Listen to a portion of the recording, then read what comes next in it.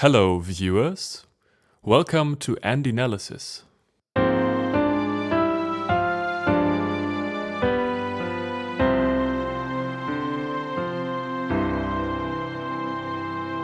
So the other day I listened to Brahms' Fourth Symphony, and when I arrived at the fourth movement, this happened.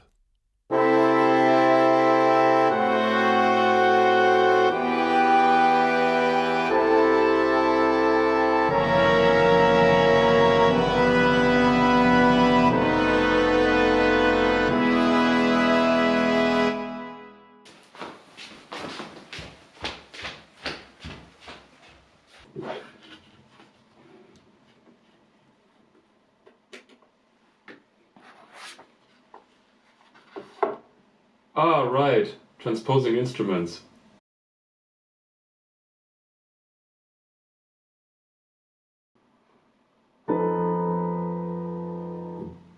Okay, so we got the chord, now let's analyze what makes it so spicy. First of all, nobody wants to read this, so can we just... Yeah, that's much better. It's not exactly a playable piano reduction, but it's good enough for now. So, let's get to the point. The chord I was talking about is a B7 with an F in the bass. The first noticeable thing is of course the tritone between the B and the F, and that relation will in fact be the key to our analysis. Let's take this basic 5-1 progression as an example. We've got the typical voice leading of the 7 resolving downward chromatically to the 3, and the 3 upward also chromatically to the 1, plus the 5-1 movement in the bass of course.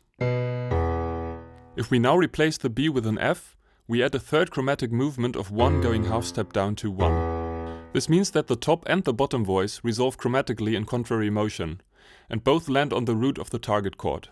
The newly added chromatic note makes the chord sound more dramatic and more unstable than the regular 5-7, which means it creates a stronger urge to resolve. In classical music this is called an augmented sixth chord, for obvious reasons, and is traditionally used as a predominant chord, like in the example right here.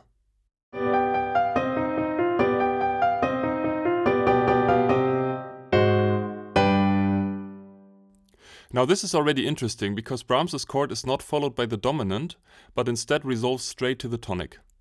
Luckily there's also another way of looking at this chord. If we respell the augmented sixth, so the D sharp in this case, as a minor seventh, so E flat, the chord would be named F7. So by keeping the same basic notes and substituting the bass with a note a tritone higher or lower, we get an alternative dominant chord, if you will, that can be used as a replacement for the original one. This principle should become very popular in jazz harmony, where it is named tritone substitution.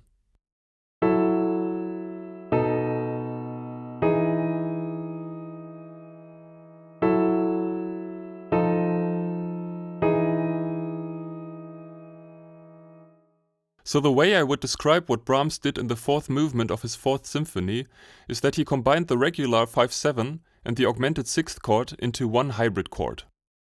The orchestration makes it very clear that these are both the B7 and the F augmented sixth on top of each other. However, in the total picture I would still call it B7 over F, as that is more fitting to the vertical structure of the chord. Now, why was this musical moment interesting to me? I am a jazz composer and am only learning about classical orchestral writing quite recently. Because I don't know that tradition so well, my reflex is always to think that certain chords or writing techniques are exclusive to jazz, because that's where I know them from. So it's really interesting and refreshing to be proven wrong and find out that this kind of hybrid chord was already established at the end of the 19th century and used by a German Romantic composer. This was a rather short analysis, but for those who don't know, I also make longer videos like the ones appearing on screen right now. You are very welcome to check those out as well. If you like this analysis, subscribe, like, comment, share, all those things that people on YouTube tell you to do. If you made it until here, thank you so much for watching. Hope to see you all on the next. Bye!